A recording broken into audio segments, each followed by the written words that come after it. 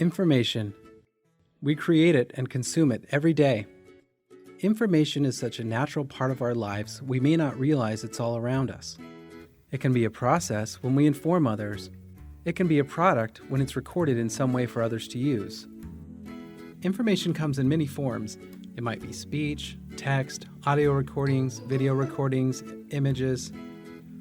You can get it from TV, online, in books, through conversations, from the radio, from billboards, from bulletin boards, packaging. The list goes on and on.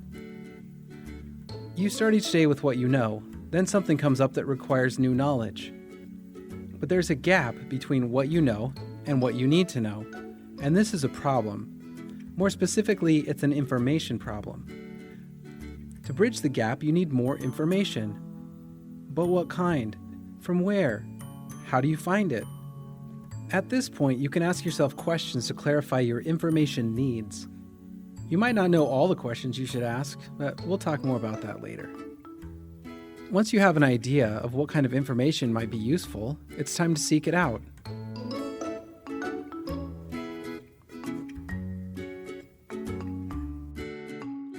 Okay, it's not really that simple, but you get the basic idea.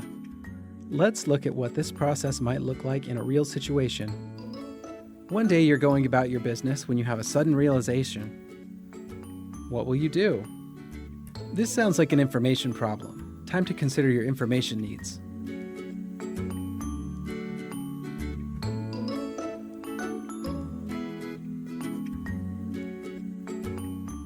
But wait, where will you begin your search? What keywords will you use? Is that specific enough? You know, sometimes the way we think of a problem or topic is different than the way others have documented it. What other questions might you ask to identify your information needs? The most helpful, guiding questions might not come to you instantly, but ask anyway. Doing so will get you thinking in the right direction. Keep thinking about it, and maybe get help from an expert or someone you trust. More questions will come up as you search, and you'll need to figure out if the answers you're finding are the right ones. During your search, pay attention to the quality of information sources and their appropriateness for your purpose. With attention to the details of how you search and find information, along with persistence, your chances of success go up.